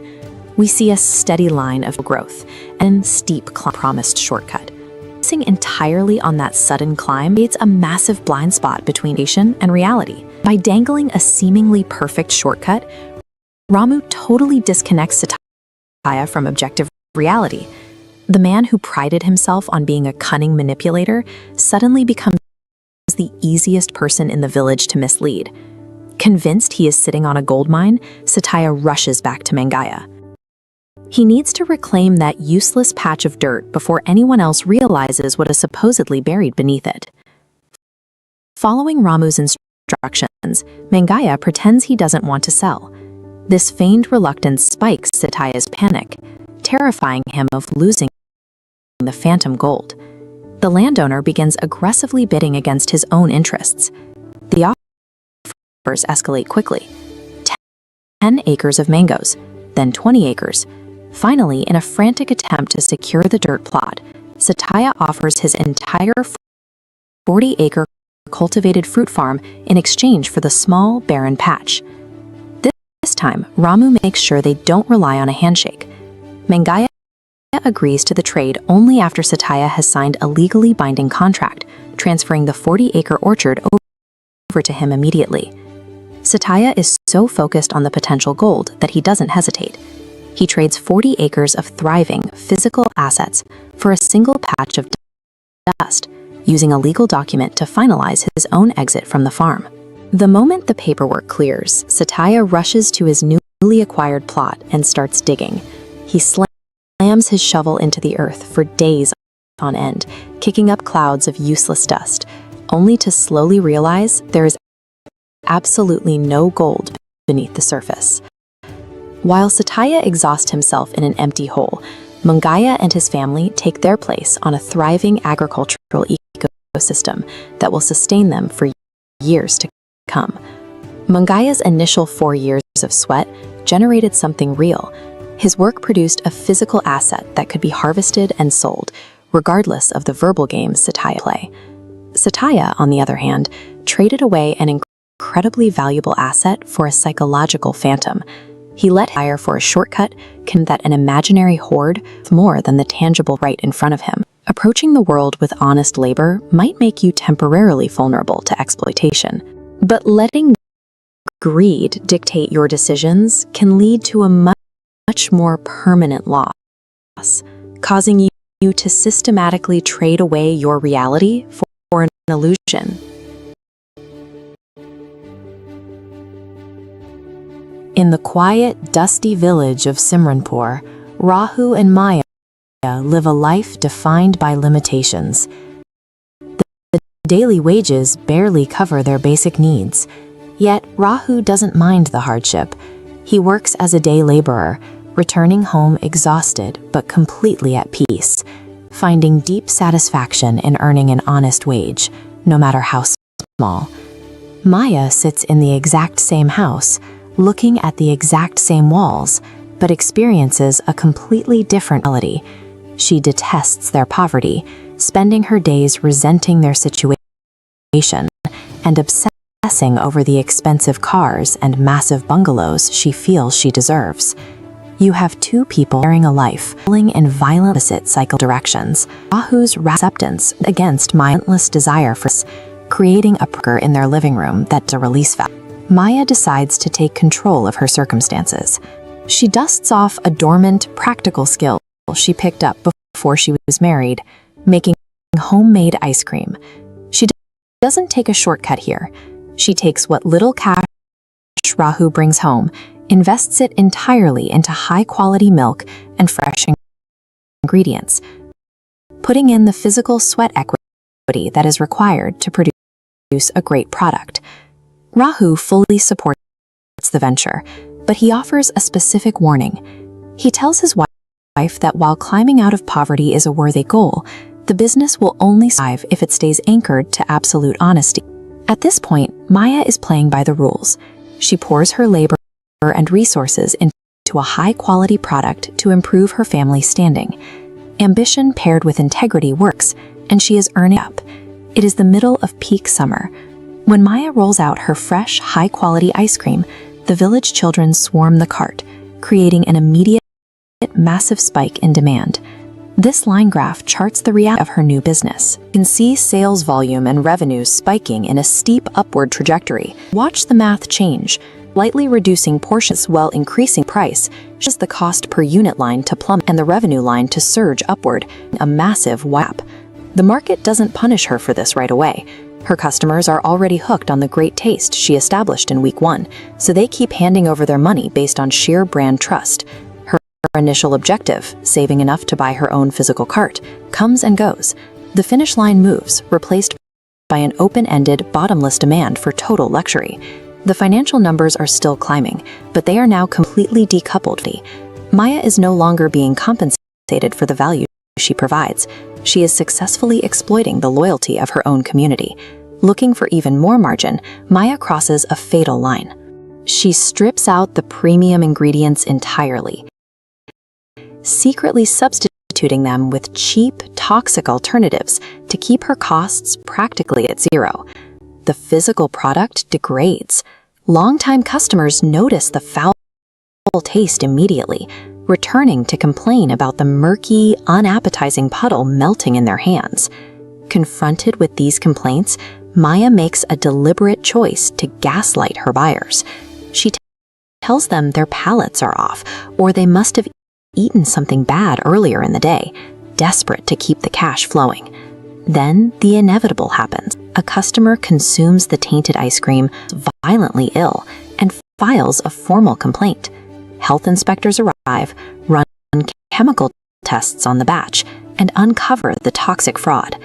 Maya's decision to dismantle the integrity of her own product directly causes her ruin. The authorities shut down the operation entirely, confiscate her assets, and march her out of the village in handcuffs. The bustling streets and the dreams of big cars vanish. Maya now sits in the heavy shadows of a holding cell, stripped of her operation, her savings, and her dignity. The person who eventually walks into the precinct to bail her out is Rahu, and the money he uses to secure her freedom is the exact same meager, honest daily wage Maya spent years mocking. Sitting back in her house, the reality of the situation crushes her. Her desperate sprint to escape poverty didn't secure her family's future. It actively poisoned her neighbors and destroyed their standing in the village. A business cannot exist in a vacuum. Wealth extracted through deceit is incredibly brittle, because the moment a market realizes its trust has been weaponized, the entire financial structure collapses. Rahu never chased the mansions or the luxury vehicles, because his internal definition of success was completely different from his wife's. He understood that a bank balance is a terrible metric for a successful life. This illustrates the currency of contentment. A towering pile of coins on one side of a balance scale is heavily outweighed by a single, glowing icon of a peaceful human mind. Physical cash cannot compete with the sheer weight of a clear conscience. Maya learned a hard lesson. Ambition might give you the energy to build an enterprise, but only personal integrity and the quiet ability to be content with enough can actually sustain a life.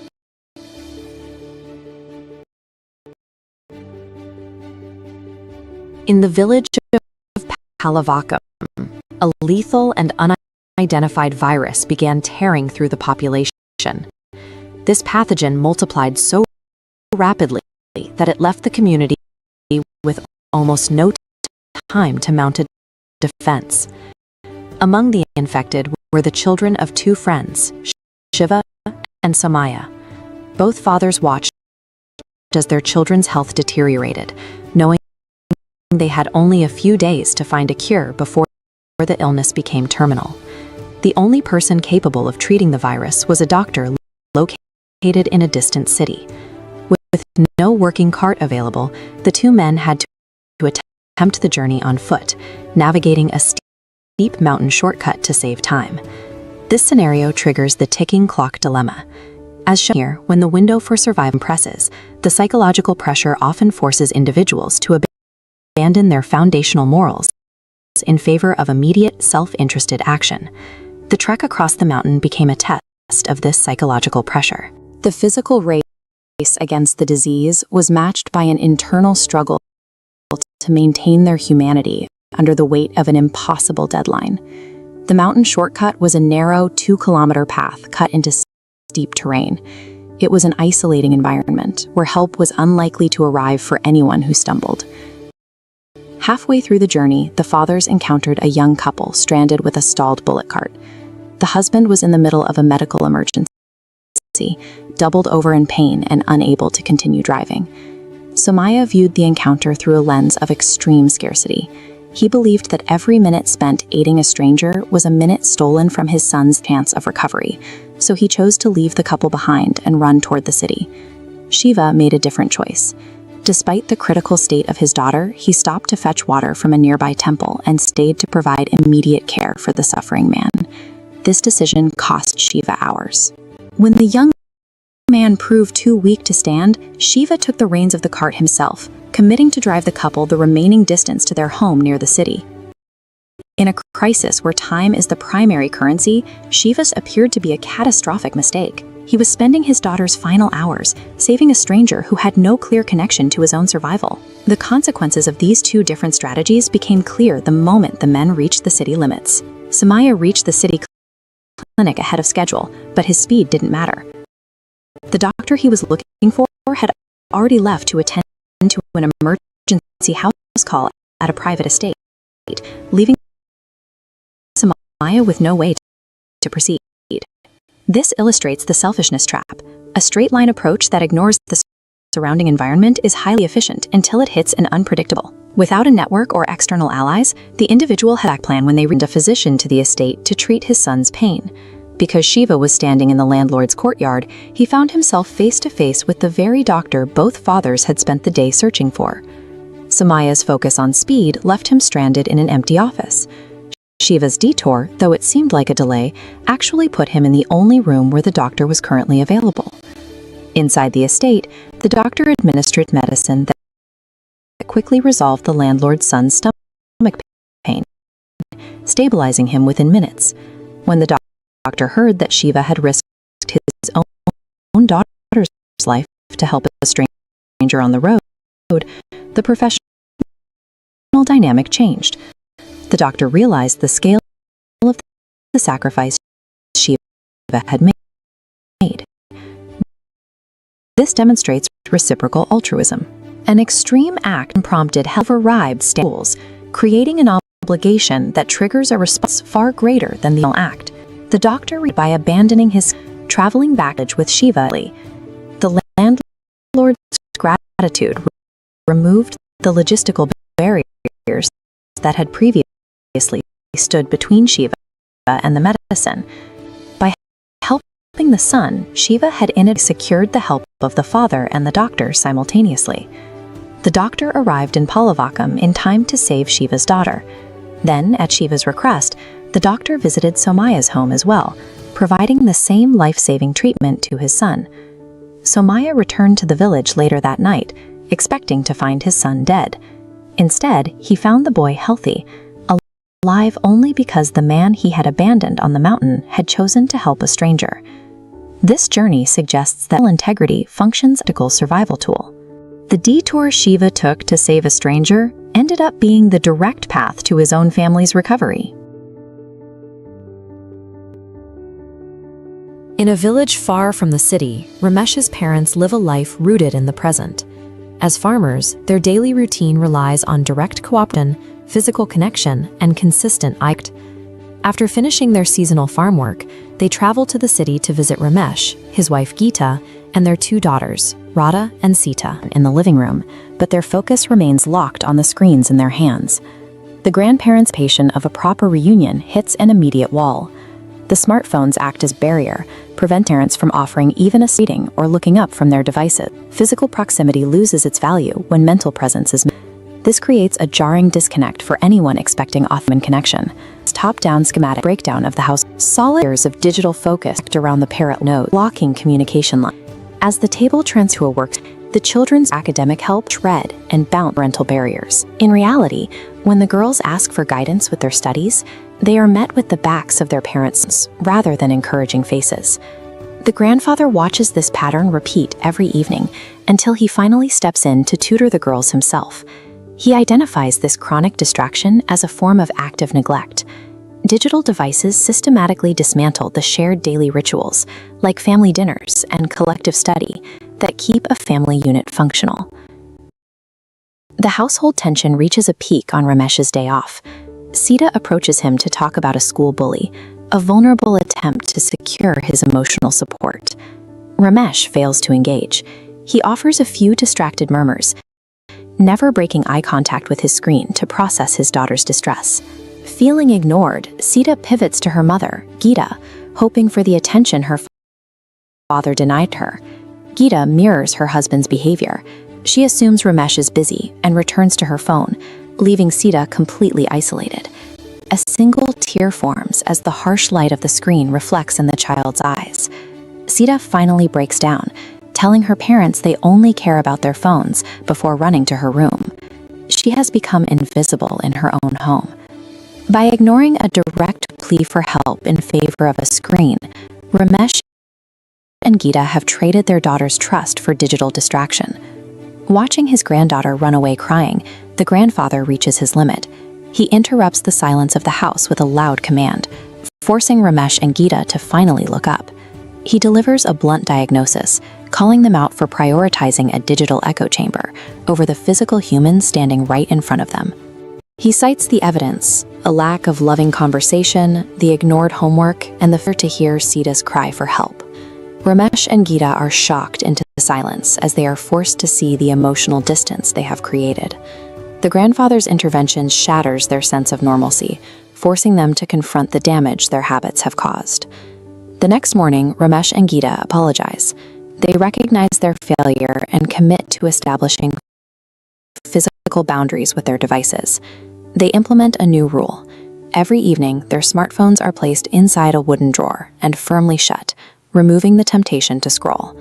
With the digital barriers gone, the household dynamics shift. The family begins to study, play, and talk together as an attentive unit once again. Technology is reintroduced only after their primary family responsibilities are met. Ramesh and Geeta only return to their screens once the children are asleep. Modern devices are useful tools, but authentic human connection requires our undivided physical presence and intentional boundaries. Two friends arrive in Mumbai with a simple plan: find a cooking job, earn a living, and build a secure life. But the reality of the city is harsh, crowded, and utterly indifferent to newcomers. Within days, their meager savings evaporate, down to exactly 10 rupees. They are denied even a basic plate of street biryani, discovering that a single meal costs 7 times what they have left in their pockets. They are broke and facing real hunger. Out of options, they leverage the one tangible skill they brought from their village, a uniquely flavorful handy chicken recipe.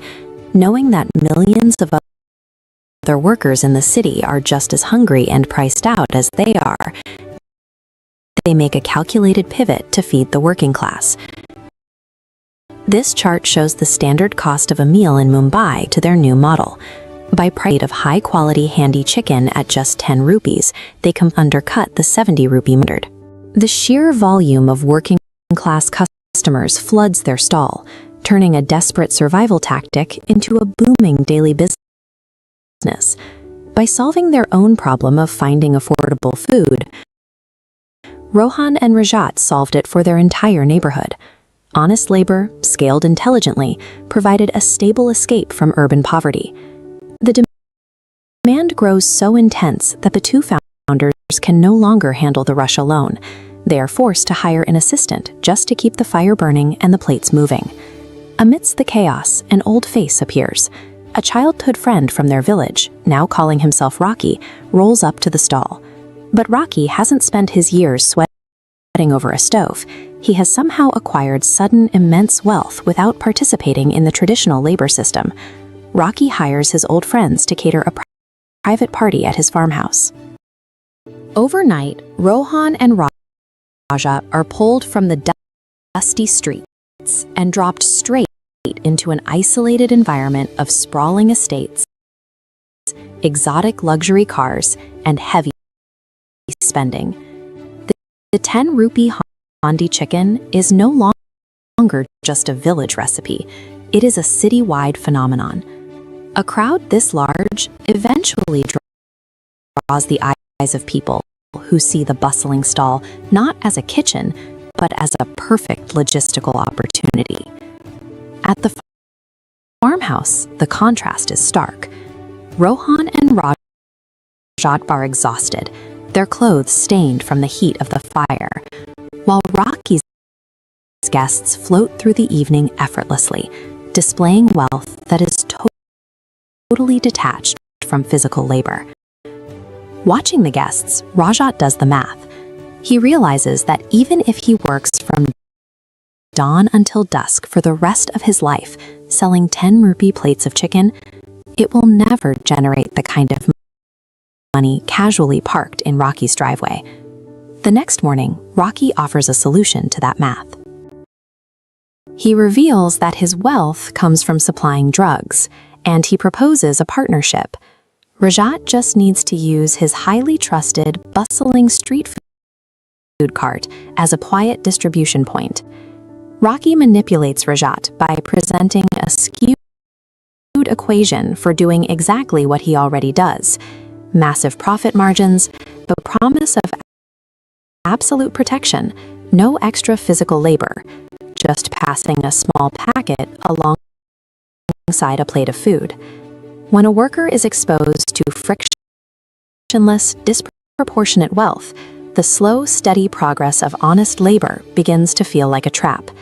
The promise of instant cash quickly overrides years of moral grounding. Our flowchart shows the split operation. Morning shift generates legitimate revenue. In the evening, Rajat's illicit network created cash spikes. He securely hides sealed drug packets deep inside the cooking vessel, camouflaged beneath simmered to bypass suspicion. The cash piles up fast. Soon, Rajat rolls up to their modest apartment in a brand new car, brushing off Rohan's questions with a fabricated story about a few lucky breaks in the stock market. Rohan repeatedly warns his friend to stay away from Rocky and stick to the business they built together. But Rajat, intoxicated by his new purchasing power, ignores the advice, becoming increasingly arrogant and willfully blind to the risk he's taking. As the brand new luxury car idles outside their small room and the stock market lies continue to pile up, the distance between the two friends becomes a physical barrier. Rajat is no longer working with Rohan. He is working around him to protect a secret his partner would never approve of. The entire operation snaps shut on a routine evening. Tipped off by an anonymous source, the police descend on the street food stall. They bypass the cash register and go straight for the cooking equipment. An officer forces the handy open, digging through the food to extract the hidden packets of narcotics right in front of the crowd. The promised protection is entirely fictional. As the handcuffs go on, Rajat realizes that Rocky has immediately vanished underground, leaving him standing alone to face the weight of the law. Rohan rushes to the station to plead for his friend's innocence, but the legal system deals in physical evidence, not intentions. With the drugs found directly in his possession, Rajat is handed a devastating 6-year prison sentence. The criminal underbelly relies on expendable frontmen. When the structural consequences of those illegal shortcuts finally arrive, the invisible handlers disappear, and the individual is left completely isolated. The two former partners meet one last time, now separated by a permanent physical barrier. The partnership that pulled them out of poverty is officially broken. Gripping the bars, Rajat admits the truth. The intense desire to bypass hard work and accumulate rapid wealth blinded him to the obvious dangers and to the immense value of his friend's wisdom. Rajat's desire for a faster life ended the business that saved them both. The cart is empty, the fire is out, and the honest path they built from nothing has been. Lakan and Sarita had carved out a modest living in the city, but a sudden phone call disrupted their stability. Lakan's parents had fallen severely ill, prompting the couple to pack up their lives and return to their rural hometown to care for them. That geographic shift created an immediate crisis. By city, they severed their existing income streams, and the village offered absolutely no obvious employment opportunity to replace them. Facing a total loss of livelihood, Lakan decided to leverage a highly specific urban skill, cooking chow mein noodles. He planned to set up a food stall, attempting to introduce a foreign street food to his rural neighbors. Taking an established product and dropping it into an untested alien environment is an extreme gamble. The entire survival of their household now hinged entirely on whether a traditional farming community would adopt a dish they had never seen before. The very next day, Lakan set up a modest roadside noodle park right in the center of the village and opened for business. The response from the local market was total silence. The villagers didn't recognize the tangled strings of dough, and they couldn't even pronounce the word chow mein, let alone feel a desire to spend their hard-earned money to eat it. Nearly 2 full weeks dragged by without a single customer stopping to buy a plate. As the days compounded, Lakan and Sarita watched their meager savings evaporate, and genuine desperation began to set in. It didn't matter how delicious Lakan's cooking was. A superior product holds zero value if the target demographic lacks the basics required to understand what it acts. Realizing his approach was failing, Lakan sought out his old friend Shyam, a local shop owner who had a deep understanding of how the village economy functioned. Shyam diagnosed the bottleneck. Lakan was hitting a hard barrier at the point of purchase: the prescription market. By temporarily the purchase barrier and operating at a loss, villagers experienced the product, looping back to generate actual demand. Following the advice, Lakan and Sarita spent the next 3 days cooking batch after batch of chow mein and handing out free plates to anyone walking through the village square. The strategy worked. Intentionally sacrificing short-term profit is often the unavoidable cost required to educate a customer base and establish the foundational trust needed for a sustainable business. Once the villagers tasted the dish, the economic freeze thawed overnight. Eager, paying customers suddenly swarmed the cart, generating massive daily profits. But as the cash piled up, Lakan's internal psychology shifted dramatically. The humble provider vanished, replaced by a man intoxicated by his sudden wealth and local status. He fell into the monopoly mindset. This seesaw replicated leverage. Lakan falsely believed all or crashed down on his. Acting on this, he arbitrarily jacked up prices, treating customers with open contempt. He held absolute control. He confused a lack of local competition with unbreakable loyalty. Rapid financial success frequently creates a fatal blind spot, tricking entrepreneurs into mistaking a fragile customer dependency for permanent control. The village community quickly reached its breaking point. Tired of the hostility and disrespect, they collectively decided the food was no longer worth the insult and abandoned his stall entirely. Lakan's revenue streams imploded almost instantly. His arrogance wiped out his profits and returned him precisely to the absolute zero he started with. Standing alone next to a cart full of unused ingredients, Lakan finally faced reality. His chow mein recipe was just as perfect as it had been during his peak earning days, but his character was deeply flawed, and that flaw had bankrupted him. A commercial transaction involves a social contract. Consumers purchase a relationship built on mutual respect, and when that respect is violated, the market vanishes, no matter how exceptional the actual product might be. Lacan didn't double down on his pride. Instead, he instantly rolled back his prices to their original levels and began addressing every person who walked by with genuine humility and gratitude. The recovery was not instantaneous. It took time, but slowly and methodically, the villagers cautiously returned to the cart as Lacan steadily rebuilt the social trust he had so carelessly destroyed. The mechanics required to build a business are mostly intellectual, identifying a vacuum, executing market education, and deploying a clever strategy. But the mechanics required to sustain that business are entirely behavioral. Tactical intelligence might ignite that initial burst of prosperity, but only enduring humility can ensure that your success doesn't burn itself to the ground. Imagine a scenario where the walls are closing in and your opponent has every physical advantage. In this dark, underwater cage, there is no room to swim and no strength to fight back.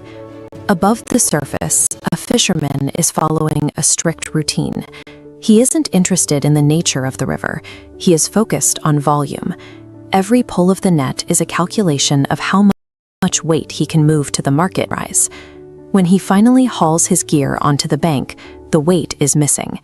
Instead of a massive haul, he finds a single tiny fish, an asset so small it barely seems worth the effort of unhooking it. This scale illustrates the reality of a physical confrontation. On one side, you have the control of the fisherman. On the other, a creature with no means. In this specific dynamic, probability of survival is zero. The fish reacts with a primal instinct, begging for its life. Attempts to bridge the gap between predator and prey by asking for mercy. The fisherman doesn't react. The plea doesn't register because it doesn't align with his reason for being at the river. This shows the shift in perception. To the bank, the fish has seen a living thing, becoming a unit of currency. When you are as a line item in a ledger and carries no weight, this creates a terminal dilemma. If an emotional connection is impossible, survival requires changing the very nature of the transaction. The fish stops begging. It realizes that if it can't appeal to the man's heart, it must appeal to its ledger. It shifts from a victim to a business partner. It offers a deal. Let me go today, and I will lead a much larger school of fish back to this exact spot tomorrow. This chart contrasts the two options now fishermen. By promise, the fish has created a set where noted a moment ago, a small, certain, for the possibility of a much larger one. Fish is no longer about its own life, talking about the fisherman's future. It focuses the man toward the potential for wealth. By constructing this hypothetical deal, the fish manages to halt the momentum of the encounter. It has replaced a physical struggle with a negotiation. The fisherman begins to pause. He looks at the tiny creature and starts running, imagining what a massive haul would look like compared to this single, meager catch. He decides the trade is worth it. He rationalizes that losing a tiny bit of value today is a small price to pay for the chance of a windfall tomorrow. This matrix shows how the fisherman's priorities have shifted. The prospect of a massive payout has become large in his mind that it obscures the obvious risk, that a fish has no to keep its word. Convinced by the vision of future profit, the fisherman opens his hand. He watches his only catch disappear back into the depths. The fish didn't need to break the net or overpower the man. It simply identified the fisherman's primary desire and used it to change his mind. The next day, the fisherman returns to the riverbank. He arrives early, bringing his best gear and high expectations for the promised harvest. But the water is still. There is no school of fish, no signal from the depths, and no payout. The river is empty. He is left with the realization that he traded a tangible reality for a story.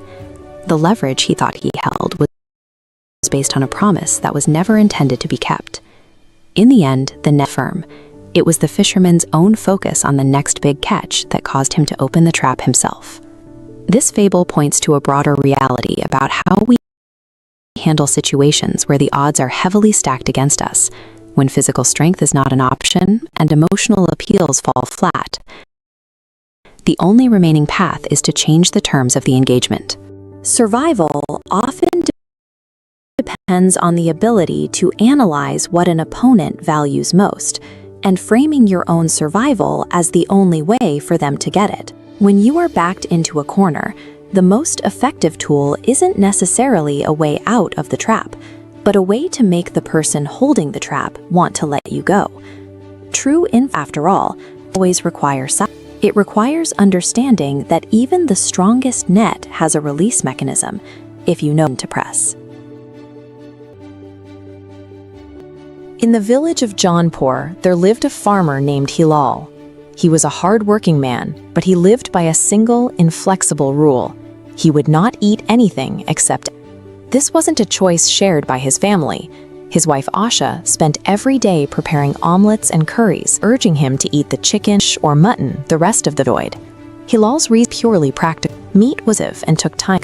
Eggs were cheap and fat. He had no interest in the or cost for a more His entire worldview was dictated by this narrow focus on immediate personal convenience, and completely indifferent to the world outside his own kitchen. Then the rain stopped. A severe drought took hold of Jaunpur, and the village's source of life, the crops, began crumbling by earth.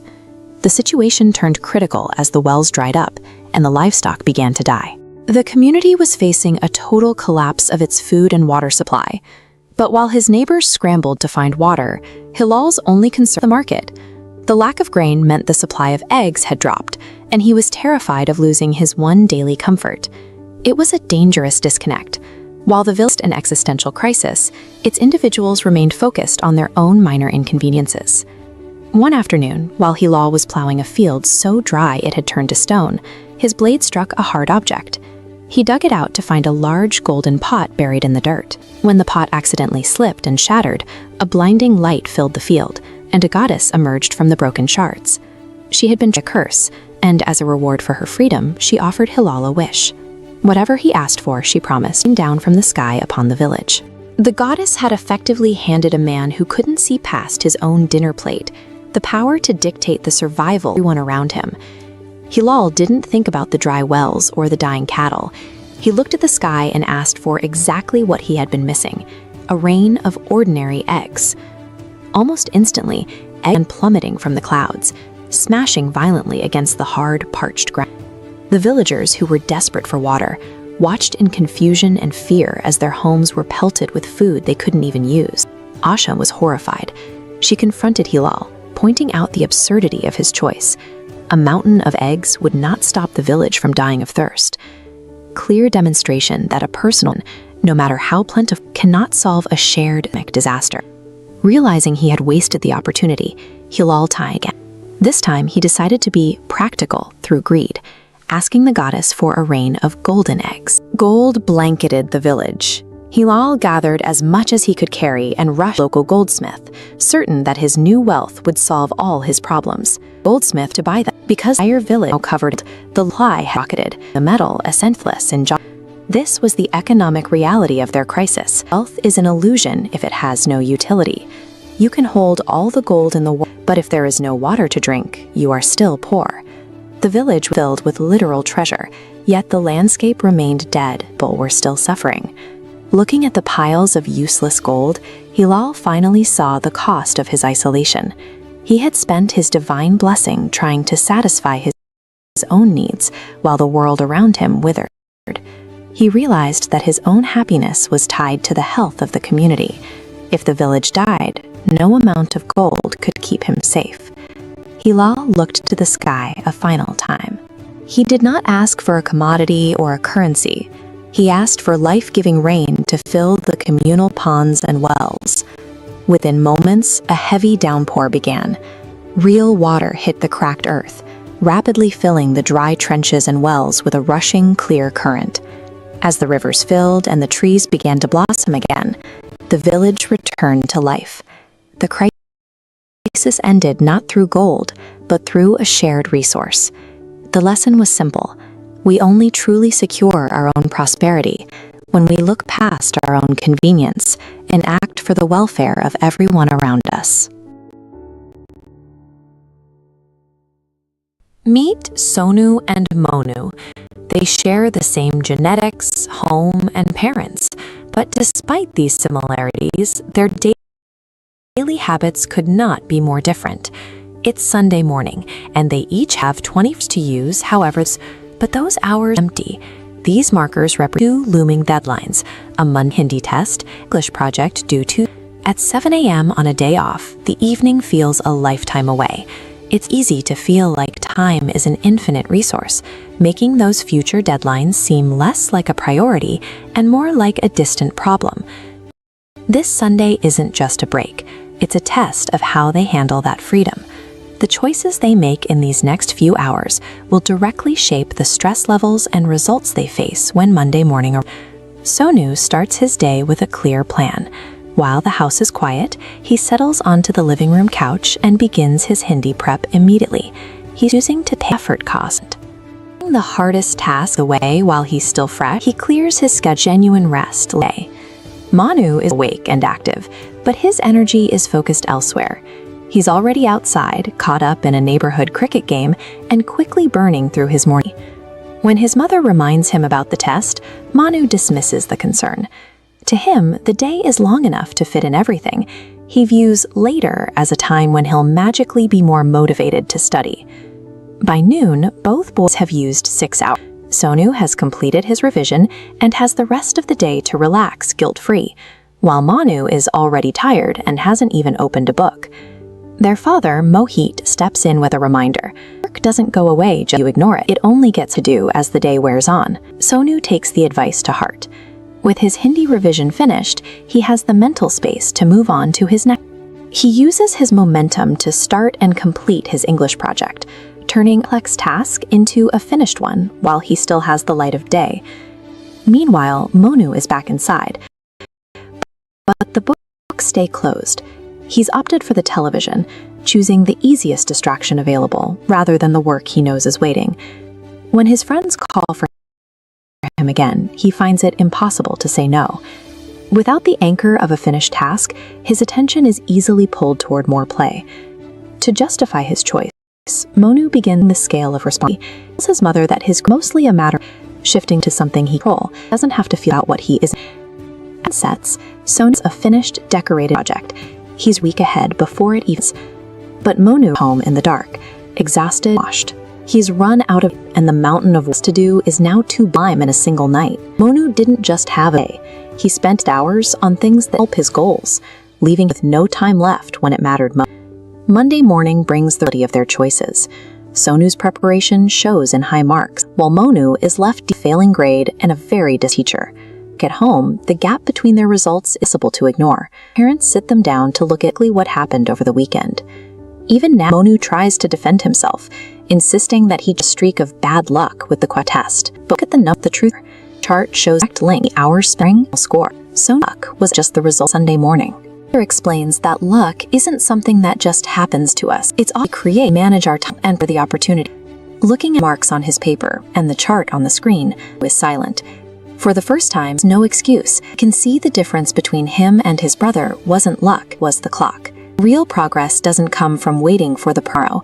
It comes from to take control of what we have right now. When you imagine danger in the wild, you probably picture sharks or hidden traps. But a creature's physical threats are as dangerous as motives of the group the most. Consider a sick camel, abandoned by a merchant in a east. The animal recovers. It grazes on whatever it finds, grows and thrives in isolation. A camel faces a set of threats like harsh, endless distances, external exposed, worries others he coming. Those are simple external. The environment shifts. The counters a local coalition, a lion, a fox, and a they share the forest, appear peaceful, and they invite comer into their fold. Camel integrates quickly, shares his story, spends him, and assumes he's a secure community. He makes the classic of confusing sheer pride with genuine loyalty. By joining a group of predators and austic scavengers, Camel surrendered his innocence. Did isolation, deeper vulnerability, the illusion of safety among animals built assume him. The group's stability is by a single event. The lion attempts an elephant, suffers a severe injury, leaving him trapped inside his den, incapacitated. There's an immediate collapse in their small eco. The fox rely on the lions to survive, with the apex grounded, pendants facing. The lion his 3 followers to an opposite direction. They scour for hours, but all return empty-handed. There is 0 food to be found. Before heading report their failure, natural predators pause. The fox convene a secret to solve their crisis. Logic is mathematical. They left physical key to large prey forest. If they cannot secure they extract them in weakest asset group assumed. Abundance masked their nature, but scarcity is their hand. Instant, opportunists dissolve. Perceived friend graded to an expensive source. Predators return to the starving and initiate a highly frustrated psychological. They get darkened den to loyalty. Logic treat the trap. First, offer declines. So is creating a come. Next, the force his life. No need is undesirable. The lion again. A perform sacrifice guaranteed safe established. Now, psych pressure camel. Surrounded by those who risked this, he formed to the ritual. Camel offer the same body contains meat to the lion. The only evolution is accepted. The didn't need to hunt the camel. They simply manipulate social proof and to make the victim really spring the trap self. The second the words leave the mouth, the illusions. The lion drop their friendly and lunge in executing the camelot. They existed while the groups met elsewhere. Once external foods vanished, the circle shifted to a food chain. When external can deteriorate, inherent takes over. Up does not become a veteran simply because you trainly. Heart don't alter a person. They strip away eyes. Blind trust based on pleasant interactions leaves those to extreme criterios. You have to really evaluate past and incentive people you let enter. True security rarely found with a small